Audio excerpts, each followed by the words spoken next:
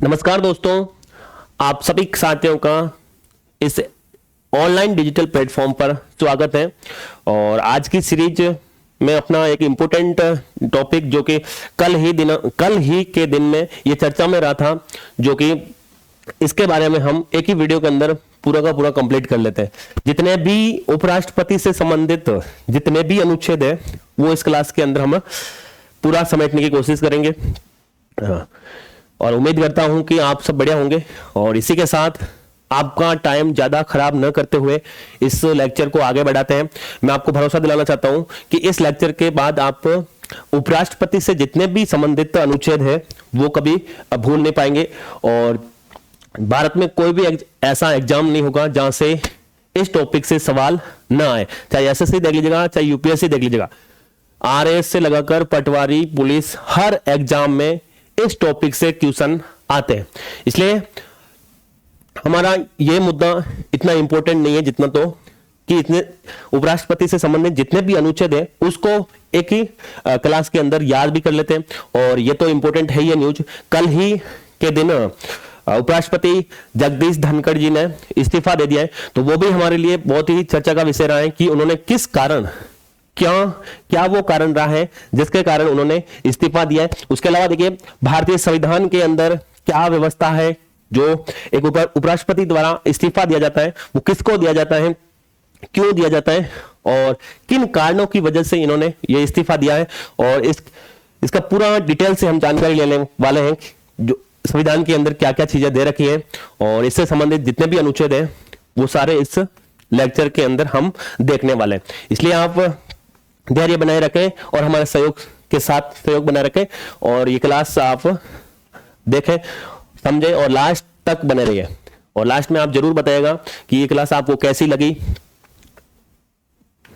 Start करते हैं आज का ये टॉपिक। देखिए पहले ही स्लाइड के अंदर इंपॉर्टेंट चीजें हैं, इसलिए आप इग्नोर ना करें। देखिए राष्ट्रपति से संबंधित सभी अनुच्छेद, जितने भी अनुच्छेद बन सकते हैं वो मैंने सारे अनुच्छेद इस लेक्चर के अंदर शामिल कर दिए हैं, ये ध्यान रख लेना। और उसके अलावा ये पूरा उपराष्ट्रपति से संबंधित जितने भी अनुच्छेद है वो पूरे एक बार पढ़ेंगे। पढ़ने के बाद में राष्ट्रपति और उपराष्ट्रपति के मध्य जो एक बार अंतर जरूर देख लेंगे। अंतर क्योंकि अक्सर राष्ट्रपति उपराष्ट्रपति से संबंधित कंफ्यूजन वाले सवाल आ जाते हैं, तो इसलिए हम वो बाद में वो भी हम दोनों की तुलनात्मक भी अध्ययन इसी लेक्चर के अंदर करने वाले हैं लास्ट में। तो आप ध्यान रखिए और बने रहिए हमारे साथ। अब देखिए अनुच्छेद नंबर, सबसे पहले ये एक बात मैं आपको बता देता हूं, यहां पर संविधान के जो भाग है 17 भाग में से भाग 5 के अंदर कौन सा भाग, पांचवां भाग के अंदर उपराष्ट्रपति टॉपिक, हालांकि ये संघ सरकार से संबंधित है, संघ का भी वर्णन है भाई यहां पर, और यहां पर उपराष्ट्रपति का भी इसी के अंदर वर्णन मिलता है। तो आपको ये मोटा मोटा आइडिया होना चाहिए कि कौन सा भाग, संविधान के कौन से भाग के अंदर उपराष्ट्रपति टॉपिक दे रखा है। तो संविधान के 5वां भाग, अनुच्छेद कहां से कहां तक इनका वर्णन कर रखा है, तो ये भी आप ध्यान रख सकते हैं। अनुच्छेद नंबर 63 से हालांकि ये 69 तक हम पढ़ते हैं, इसके अलावा भी 71 नंबर अनुच्छेद इसके साथ में ही पढ़ते हैं, क्योंकि ये राष्ट्रपति और उपराष्ट्रपति दोनों से संबंधित है, इसलिए इसको भी साथ में पढ़ते हैं। लेकिन आप विशेष तौर से 63 से लगाकर 69 तक अनुच्छेद सबको पता ही होना चाहिए, क्योंकि ये यहां से अक्सर क्वेश्चन पूछा जाता है।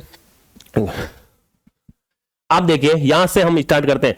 अनुच्छेद नंबर 63 सबसे इंपॉर्टेंट, जिस तरीके से हमने, और आपको मैं बता दूं कल हमने एक लेक्चर के अंदर शॉर्ट तरीके से पूरा जितना भी राष्ट्रपति से संबंधित जितने अनुच्छेद बन सकते थे वो सारे अनुच्छेद मैंने कल ही के दिन एक राष्ट्रपति के ऊपर टॉपिक से मैंने वीडियो डाल दिया है, वो भी आप जरूर जाके देख लीजिएगा। उसके अलावा इसके जो लास्ट के अंदर जो हम तुलनात्मक अध्ययन करने वाले हैं वो तो आप विशेष तौर से स्किप ना कर देखें जरूर, क्योंकि अक्सर वहां से क्वेश्चन बनते हैं। अब देखिए अनुच्छेद नंबर 63, जो कि इसके अंदर क्या लिख रखा है, भारत का एक उपराष्ट्रपति होगा। ये ध्यान रख लेना, भारत का एक उपराष्ट्रपति होगा। ये बात संविधान के अंदर अनुच्छेद 63 के अंदर लिख रखी है। जिस तरीके से अनुच्छेद 52 के अंदर लिख रखा ना कि भारत का एक राष्ट्रपति होगा, उसी प्रकार से अनुच्छेद नंबर 63 के अंदर भारत का एक उपराष्ट्रपति होगा, यह बात लिख रखी है, ठीक है ना। अब देखिए अनुच्छेद 63 सबको याद होना चाहिए कि भारत का एक उपराष्ट्रपति होगा, ये बात कहां पर लिखी है, तो अनुच्छेद नंबर 63 में ये लिख रखी है। और भारत का एक उपराष्ट्रपति होगा, ये बात कहां लिखी हुई है, 63 में। अब अगला अनुच्छेद है 64 नंबर, अनुच्छेद नंबर 64, वो राज्यसभा का क्या होगा, पदेन सभापति होगा। अक्सर ऐसे प्रश्न आता है, यह प्रश्न आपने कई बार सुना होगा कि भारत का वो कौन सा एकमात्र वो पद है जो कि उस सदन का सदस्य न होते हुए भी उसकी अध्यक्षता करता है, और वो यही पद है भाई, वो यही पद है। मतलब राज्यसभा का सदस्य न होते हुए भी उपराष्ट्रपति इसका क्या होता है, पदेन सभापति होता है। और यही प्रश्न आता है, कई बार एग्जाम में पूछा गया सवाल है, तो इसलिए आपको ध्यान रखना है राज्यसभा का जो पदेन सभापति होता है वो उपराष्ट्रपति महोदय जी होते हैं, जो कि अनुच्छेद कहां पर लिख रखा है, अनुच्छेद नंबर 64, अनुच्छेद नंबर 64, जो कि राज्यसभा का सदस्य न होते हुए भी किसका अध्यक्षता करता है राज्यसभा की, वो है उपराष्ट्रपति। अगला देखिए अनुच्छेद नंबर 65, अनुच्छेद नंबर 65, अनुच्छेद नंबर 65 में क्या लिख रखा है, अनुच्छेद नंबर 65 में क्या लिख रखा है, तो देखिए अनुच्छेद नंबर 65 में लिख रखा है कि अगर राष्ट्रपति, देखिए उपराष्ट्रपति राष्ट्रपति पद के लिए कर्तव्यों का निर्वहन करेगा। यानी कि आप ये देखिए, जब राष्ट्रपति का पद खाली हो, राष्ट्रपति का पद खाली हो, तो उपराष्ट्रपति उनके कर्तव्यों का क्या करेंगे, निर्वहन करेंगे, ठीक है। ये देखिए उपराष्ट्रपति जब राष्ट्रपति पद के कर्तव्यों का निर्वहन करेंगे, तो यह ध्यान रखना, जब भी राष्ट्रपति का पद खाली होगा तो उनका निर्वहन कौन करने वाला है, उनका निर्वहन करने वाला है उपराष्ट्रपति महोदय, ठीक है ना। यह बात आपको पता ही होनी चाहिए। तो सर जी आप ये भी बता दीजिएगा, क्या ऐसा अभी तक कभी हुआ है? हाँ हुआ है भाई। 1969 के अंदर डॉक्टर जहांगीर हुसैन जिस समय भारत के क्या थे, तो उन्होंने राष्ट्रपति थे ना, उन्होंने उस समय मरते हो गई थी पद पर रहते हुए, तो उनकी जगह पर फिर आए थे कौन, उपराष्ट्रपति आए थे वीवी गिरी साहब, ठीक है ना, वीवी गिरी साहब आए। लेकिन सर जी आप ये तो ठीक है, लेकिन अगर उपराष्ट्रपति की कुछ कारणों से अगर पद वो भी रिक्त हो तो फिर कौन करेगा, तो यह स्थिति बनी थी भाई। तो उसके स्थान पर मुख्य न्यायाधीश काम करेगा, मतलब राष्ट्रपति का पद खाली है तो उपराष्ट्रपति काम करेगा। उपराष्ट्रपति भी उस समय अगर नहीं है और राष्ट्रपति का पोस्ट खाली है तो सिर्फ सुप्रीम कोर्ट के मुख्य न्यायाधीश इस पद की अध्यक्षता कर सकते हैं, या उस पद को सुशोभित कर सकते हैं, या उसको कर्तव्य निर्वहन कर सकते हैं। तो सर जी आप ये बता दीजिएगा कि सर ऐसा कभी हुआ है क्या आज तक कोई सुप्रीम कोर्ट का न्यायाधीश जो कि राष्ट्रपति बना है? जी हाँ बना भाई। 1969 के अंदर ही डॉक्टर जहांगीर हुसैन जब उन्होंने अपना क्या हो गया, मरते हो गए थे पद के ऊपर रहते हुए, तो उनकी जगह वीवी गिरी साहब बने, लेकिन वीवी गिरी साहब ने भी पद से इस्तीफा दे दिया था, ठीक है ना। तो उनकी जगह फिर सुप्रीम कोर्ट के उस समय तत्कालीन मुख्य न्यायाधीश थे एम हिदायतुल्लाह ने इस पद पर राष्ट्रपति का कर्तव्य निर्वहन किया था। तो यह भी ध्यान रख लेना, यह भी आपको ध्यान होना चाहिए। उसके अलावा 1977 के अंदर एक बार और हुआ, 1977 के अंदर जब मुख्य राष्ट्रपति थे फखरुद्दीन अली अहमद, तो उस समय भी यही परिस्थिति बनी और उनकी पद पर रहते हुए मृत्यु हुई, तो बीडी जत्ती साहब ने भी वो पद संभाला था, ठीक है। तो ये ऐसा हो सकता है, ठीक है ना, इसलिए आपको ध्यान रखना है। जब वे ये बात आपके लेकर के 65 में राष्ट्रपति के कर्तव्यों का निर्वहन कर सकते हैं उपराष्ट्रपति, जब वो पद खाली हो, ठीक है ना। अब अगला देखिए, वेरी वेरी इंपोर्टेंट, अनुच्छेद नंबर 66, अनुच्छेद नंबर 66 में ये कह रहे हैं कि चुनाव संसद के दोनों सदनों के सदस्यों द्वारा। हाँ ये बात इंपॉर्टेंट है कि यहां से ही अक्सर क्वेश्चन क्या कंफ्यूजन भी बढ़ जाता है और क्वेश्चन भी यही पूछता जाता है, कई बार ये भी पूछा गया है, ठीक है ना। और ये क्यों कंफ्यूजन है, क्योंकि यहां पर लिख रखा है संसद के दोनों सदनों के सदस्य, यही बात इंपॉर्टेंट है। संसद के दोनों सदनों के सदस्य का मतलब है मनोनीत और निर्वाचित दोनों सदस्य इसके अंदर शामिल होने वाले। किसके, तो सर जी आपको बता दें, उपराष्ट्रपति के चुनाव में संसद के दोनों यानी कि लोकसभा और राज्यसभा दोनों के सदस्य यानी कि मनोनीत और निर्वाचित दोनों सदस्य शामिल होने वाले हैं उपराष्ट्रपति के चुनाव में। लेकिन आप एक बात यह भी ध्यान रख लेना, एक बात यह भी आपको ध्यान होनी चाहिए कि भाई सांसद वो तो ठीक है मनोनीत हो गए, क्या विधानसभा के सदस्य इसमें भाग लेते? नहीं लेते भी। विधानसभा के सदस्य इसके अंदर भाग नहीं लेते। हालांकि विधानसभा के सदस्य निर्वाचित सदस्य राष्ट्रपति के चुनाव में भाग लेते हैं, यह आप सबको पता होना चाहिए, राष्ट्रपति के चुनाव में भाग लेते हैं। तो देख लिया, चुनाव में संसद के दोनों सदन यानी कि एक तो लोकसभा प्लस राज्यसभा, ठीक है। उसके अलावा ये कौन से सदस्य होंगे? तो दोनों सदस्य है, एक तो मनोनीत और एक निर्वाचित। तो सर जी ये ऐसे कैसे? तो ये अब आपको बता दें, लोकसभा के अंदर तो अब 25 जनवरी 2020 से लोकसभा और विधानसभा के अंदर जो पहले आंग्ल भारतीय समुदाय के जो लोग इसके अंदर मनोनीत होते थे, वो अब व्यवस्था नहीं है, उसको हटा दिया गया है 2020 के बाद में। लेकिन राज्यसभा के अंदर अभी भी 12 सदस्य मनोनीत करते हैं राष्ट्रपति महोदय, उनको अब इसमें भाग लेने का अनुमति होगी। तो सर जी ये तो ठीक हो गया, लेकिन तो फिर आप बता दीजिएगा कि राज्यसभा के सदस्य, विधानसभा के सदस्य किसमें भाग लेते हैं? हाँ इंपॉर्टेंट है, राज्यसभा के जब सदस्य चुनते हैं उसमें विधानसभा के सदस्य भाग लेते हैं, ठीक है ना। और राष्ट्रपति के चुनाव में भी विधानसभा के सदस्य भाग लेते हैं। तो ये बातें आपको क्लियर होनी चाहिए। और ये भी, और कल ही हमारा, हालांकि कल उपराष्ट्रपति जगदीश धनखड़ जी ने जो इस्तीफा दिया है, वो इस्तीफा मैं आपको वो भी बता देता हूं कि उससे भी महत्वपूर्ण अपने ये अनुच्छेद है, ठीक है ना। हालांकि वो पसंद भी पूछा जा सकता है, लेकिन फिर भी उससे भी ज्यादा ये पूरे अनुच्छेद आपको पता होना चाहिए। क्यों? क्योंकि ये इंपॉर्टेंट है भाई, क्योंकि उपराष्ट्रपति जगदीश धनखड़ जी ने कल स्वास्थ्य के कारण की वजह से इस्तीफा दे दिया है। और वो राजस्थान के झुंझुनू के निवासी, ये भी आप ध्यान रखना, 14वें क्रम के थे, अब आगे। उसके अलावा मैं आपको ये भी बता देता हूं, अगले 6 महीने के अंदर चुनाव करवाने की बात भी है भाई, उनको चुनाव भी करवाने पड़ेंगे, नए राष्ट्रपति भी आने वाले हैं, ठीक है। अब देखिए आगे और बताते हैं, जैसे जैसे हम अनुच्छेद पढ़ते हैं वैसे वैसे देख लेते हैं। तो ये चीजें याद होगी ना, एक बार वापस से देख लीजिएगा। अनुच्छेद नंबर 63 जो कि भारत का एक उपराष्ट्रपति होगा, ये बात तो अनुच्छेद नंबर 63 में लिख रखी है, ठीक है ना। उसके अलावा राज्यसभा का मतलब वो सदन का सदस्य न होते हुए भी उस सदन की अध्यक्षता करता है, और वो सदन कौन सा है? राज्यसभा है, यानी कि राज्यसभा उच्च सदन 64 के अंदर ये लिख रखा है कि वो प्रधान सभापति होता है, ठीक है। अब देखिए अनुच्छेद नंबर 65 यह कहता है कि उपराष्ट्रपति राष्ट्रपति पद के कर्तव्य का निर्वहन कर सकता है। अगर पोस्ट खाली है, राष्ट्रपति जी की पोस्ट खाली है, तो उपराष्ट्रपति उसके कर्तव्यों का निर्वहन करेगा।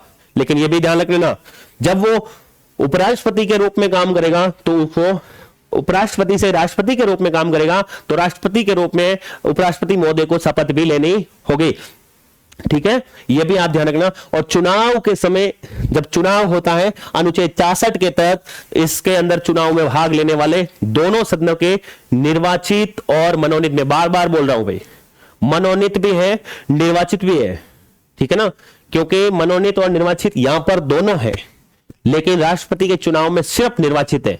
ये बोल रहा हूं बार बार, क्योंकि ये प्रश्न हर किसी का फेवरेट है। हर दूसरे तीसरे एग्जाम में आप जरूर देख लीजिएगा, वो राष्ट्रपति के चुनाव में भाग लेने वाले सदस्यों के बारे में पूछता है, तो आपके अक्सर कंफ्यूजन हो जाता है। आप ध्यान रखिएगा, राष्ट्रपति के चुनाव में सिर्फ निर्वाचित सदस्य है, जबकि उपराष्ट्रपति के चुनाव में निर्वाचित भी है, मनोनीत भी है। और ध्यान रखना, मनोनीत यहां दोनों सदनों के हैं, यह भी आपको ध्यान होना चाहिए। लेकिन राष्ट्रपति के चुनाव में सिर्फ राज्यसभा लोकसभा के निर्वाचित सदस्य, उसके अलावा एक और है विधानसभाओं के भी निर्वाचित सदस्य। ये बातें आपको ध्यान होनी चाहिए। ये चारों अनुच्छेद आपके, मैं उम्मीद करता हूं कि आपको समझ में आ गए होंगे, या फिर कॉन्सेप्ट क्लियर भी हो गया होगा।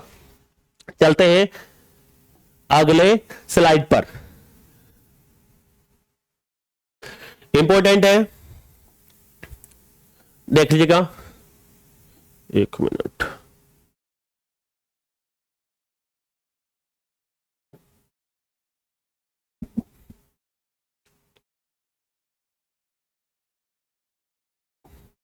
हाँ देखिए, अब देखिए यही अनुच्छेद है, अनुच्छेद नंबर 67, 67 अनुच्छेद, जो ही कल का दिन, जो कल के दिन जो उपराष्ट्रपति जगदीश धनखड़ जी ने जो इस्तीफा दिया है वो इसी अनुच्छेद के तहत देता, ठीक है ना। इसे एक ही के अंदर लिख रखा है कि इनका कार्यकाल कितना होगा, पद से हटाना, ये सब इसी के अंदर है, त्याग पत्र वगैरह, ठीक है ना। त्याग पत्र भी इसी के अंदर है, ये ध्यान रख लेना। त्याग पत्र भी इसी अनुच्छेद के अंदर, ठीक है। अनुच्छेद नंबर 67, ये अनुच्छेद इंपॉर्टेंट है। अब इसके अंदर क्या लिख रखा है सर, उपराष्ट्रपति का कार्यकाल कितना होगा, तो सर जी आप बता दीजिएगा हमें, ये 5 वर्ष होने वाला है, ठीक है ना, 5 वर्ष, ठीक है। तो सर जी क्या उससे पहले भी हट सकते हैं, हाँ हट सकते हैं भाई, त्याग पत्र दे सकते हैं, ठीक है ना। पद से हटाने की कोई ऐसी विधि है नहीं है भाई, पद से हटाने का विधि ना तो महाभियोग है और ना ही अविश्वास प्रस्ताव है, कुछ भी ऐसी व्यवस्था नहीं है, ठीक है ना। उसको उपराष्ट्रपति को हटाने के लिए सबसे पहले राज्यसभा के अंदर ही यह प्रक्रिया स्टार्ट होती है। राज्यसभा के द्वारा बहुमत के आधार पर उनको बिल, जितने भी वर्तमान के अंदर उपस्थित या फिर जितने भी सदस्य होंगे उनका बहुमत होना जरूरी है। उसके बाद में लोकसभा के पास ही जाता है और लोकसभा में भी उसी हिसाब से पास होना जरूरी है। तो आपको मैं बता दूं, मूल संविधान के अंदर उपराष्ट्रपति को हटाने के लिए मूल संविधान के अंदर राष्ट्रपति को निर्वाचित करने के लिए, वो बता रहा हूं पीछे वाला, कि उनको निर्वाचित करने के लिए संयुक्त अधिवेशन की जैसी व्यवस्था थी। मतलब पहले उनका चुनाव भी नहीं होता था, ठीक है ना। तो उनको सिर्फ क्या बोलते हैं उसको, उनको सिर्फ निर्विरोध या फिर आप बोल सकते हैं उनको संयुक्त अधिवेशन के अंदर मनोनीत करने की व्यवस्था थी। 1952 से लगाकर 1957 तक, पहले वो क्या नाम, राधाकृष्ण जी को निर्विरोध चुन लिया गया था और 1961 तक ये व्यवस्था थी। लेकिन बाद में इसकी व्यवस्था को चेंज कर दिया गया। 11वां संविधान संशोधन जो कि 1962 के अंदर होता है और उसी के द्वारा ये व्यवस्था चेंज कर दी गई। फिर से राष्ट्रपति के चुनाव होने लगे और फिर राष्ट्रपति का ये चुनाव की प्रक्रिया स्टार्ट होने लगी थी। उससे पहले चुनाव की प्रक्रिया नहीं थी, ये भी ध्यान रख लेना। 11वां संविधान संशोधन 1962 के बाद ही उपराष्ट्रपति के चुनाव होने लगे। उससे पहले संयुक्त अधिवेशन के द्वारा इनको चुना जाता था। अब देखिए कार्यकाल बता दिया। पद से हटाने के लिए मैं बार बार बोल रहा हूं, महाभियोग, अविश्वास प्रस्ताव, ऐसी कोई व्यवस्था नहीं है, ठीक है ना। उनको एक राज्यसभा के अंदर प्रस्ताव लाकर 14 दिन पहले उनको भी बताना पड़ता है। यह भी आप बात ध्यान रखना, 14 दिन पहले उनको बताना ही पड़ेगा, ठीक है। यह बात आपको पता होनी चाहिए कि 14 दिन पहले उनको बताना ही पड़ेगा। उसके अलावा राज्यसभा के अंदर पास होने के बाद बिल लोकसभा के पास जाता है और ये दोनों जगह से पास होने के बाद में उपराष्ट्रपति का पद हटा हुआ माना जाएगा। अब देखिए अनुच्छेद नंबर 69 जो कि शपथ ग्रहण जो कि उपराष्ट्रपति की शपथ का उल्लेख 69 अनुच्छेद नंबर में है। क्यों? क्योंकि यहां पर इनका वर्णन करना तीसरी अनुसूची के अंदर नहीं है। मैंने पहले भी बता देता, राष्ट्रपति उपराष्ट्रपति इनका अलग से अनुच्छेद दे रखा है, उसी के अंदर इनके शपथ का उल्लेख कर रखा है। और ये शपथ कैसे लेते हैं, ये शपथ किस प्रकार की लेते हैं, तो ये संविधान के प्रति निष्ठा की शपथ लेते हैं। यह भी बात आपको ध्यान होनी चाहिए, ये संविधान के प्रति निष्ठा की शपथ लेते हैं, ठीक है, संविधान के प्रति निष्ठा की। अभी बता रहे भाई, एक मिनट, अभी कुछ पूछ रहे थे कि उपराष्ट्रपति बनने के लिए योग्यता वगैरह, वो भी बता रहे हैं, ठीक है ना। संविधान के प्रति निष्ठा की शपथ लेते हैं उपराष्ट्रपति जी ना। और यह शपथ दिलाएगा कौन? राष्ट्रपति महोदय दिलाते हैं। राष्ट्रपति महोदय उपराष्ट्रपति को शपथ दिलाते हैं। उपराष्ट्रपति ने जब त्याग पत्र दिया, यह भी राष्ट्रपति को ही दिया और उनको शपथ भी राष्ट्रपति महोदय ही दिलाते हैं। अगला देखिए अनुच्छेद नंबर 71, अगर चुनाव विवादों का निपटाना सर्वोच्च न्यायालय, अगर चुनाव करें और चुनाव में कुछ धांधली या फिर चुनाव में कोई ऐसी दिक्कत आ गई, विवाद खड़ा हो गया, तो उसकी सुनवाई राष्ट्रपति हो चाहे उपराष्ट्रपति हो, उसकी सुनवाई सुप्रीम कोर्ट करने वाला है। ध्यान रखना, सुप्रीम कोर्ट ही इसकी सुनवाई करने वाला है। अब देखिए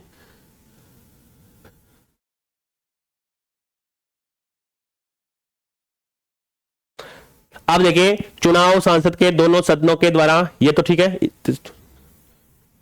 हाँ ये पूरे अनुच्छेद तो पूरे है, ठीक है। अब मैं आपको बता देता हूं, जो राष्ट्रपति पद, ये तो ठीक है, संसद के दोनों सदनों के द्वारा निर्वाचन किया जाएगा। और अब यहां पर मैं आपको बता देता हूं कि जो राष्ट्रपति या फिर उपराष्ट्रपति बनने के लिए कुछ योग्यताएं दे रखी है, जो यहां पर संसद के दोनों निर्वाचित सदस्य तो चुनेंगे, लेकिन कौन चुनेगा भाई, कौन चुनेगा, वो कौन सा व्यक्ति होगा, तो आपको बताना है। तो इनकी योग्यता में एक तो आप याद रखना, वो भारत का नागरिक हो, भारत का नागरिक, ठीक है। उसके अलावा 35 वर्ष की आयु हो, उसके अलावा वो राज्यसभा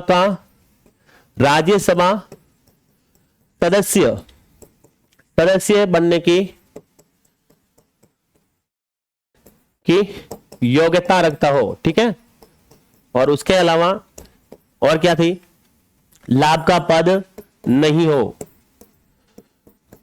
पद न हो। उसके अलावा अगर वो सांसद या फिर विधायक इसके पद पर है, तो फिर जिस दिन से वो जीत जाएगा या फिर विजय हो जाएगा, तो उस दिन से ये पूरा मतलब वो हट जाएगा, वो पद रिक्त माना जाएगा, ठीक है ना।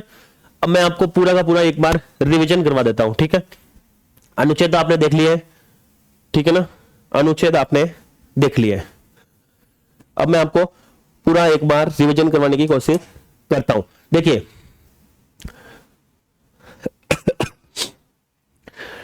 भारत का एक उपराष्ट्रपति होगा, यह अनुच्छेद नंबर 63 के अंदर लिख रखा है, ठीक है, ये तो आप सबको पता होगा। और एक उपराष्ट्रपति होगा। अब उपराष्ट्रपति को चुनेगा कौन, तो यह ध्यान रख लेना, उपराष्ट्रपति को चुनने के लिए संविधान के जो संविधान में अपने लिख रखा है संसद है, और संसद के दोनों सदनों के निर्वाचित और मनोनीत सदस्य भाग लेंगे। उपराष्ट्रपति के चुनाव के अंदर दोनों सदनों के निर्वाचित और मनोनीत भाग लेने वाले। अब उपराष्ट्रपति का कार्यकाल कितना होगा, 5 वर्ष।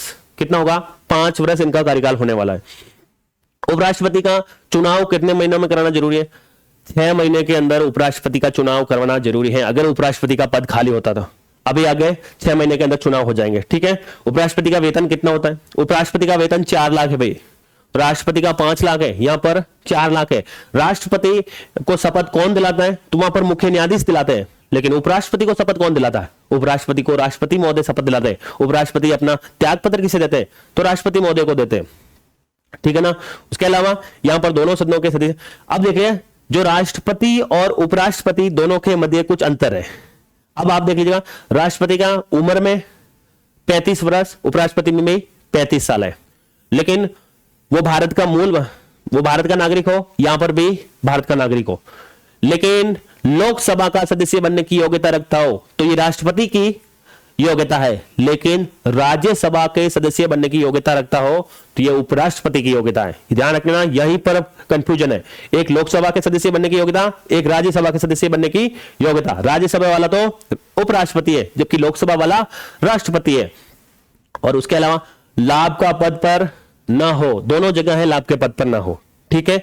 उसके अलावा क्या है सर जी, उसके अलावा इस साइड में एक और लिख रखा है, अगर सांसद और विधायक के पद पर होंगे, तो जिस दिन से ये चुनाव की प्रक्रिया या फिर चुनाव की डेट घोषित होगी, उसी दिन से उनका पद या फिर विजय होने पर क्या हो जाएगा, उस पद से रिक्ति मानी जाएंगी। क्या जी, अगर राष्ट्रपति के मतलब राष्ट्रपति की जगह अगर खाली हो, तो कौन पद पर आएगा, तो उपराष्ट्रपति काम करेगा भाई उसकी जगह। और अगर उपराष्ट्रपति भी नहीं हो उस पद पर, तो सुप्रीम कोर्ट के मुख्य न्यायाधीश उस पद को सुशोभित करने वाले हैं, ठीक है। यह तो हो गई ये जानकारी। उसके अलावा दोनों सदनों के मैंने पहले बता दिया। और हाँ, एकमात्र राज्यसभा और लोकसभा के अंदर एक ये भी उपराष्ट्रपति और राष्ट्रपति के मध्य एक ये बहुत बड़ा अंतर है कि वो राज्यसभा का पदेन सभापति होता है। और एक बात ध्यान रख लेना, राज्यसभा के अंदर उपराष्ट्रपति अपना निर्णायक मत देता है। जब वोटिंग बराबर होगी तभी एक निर्णायक मत उपराष्ट्रपति द्वारा दिया जाता है। यह बात भी आपको ध्यान होनी चाहिए, ठीक है ना, यह बात भी आपको ध्यान होनी चाहिए।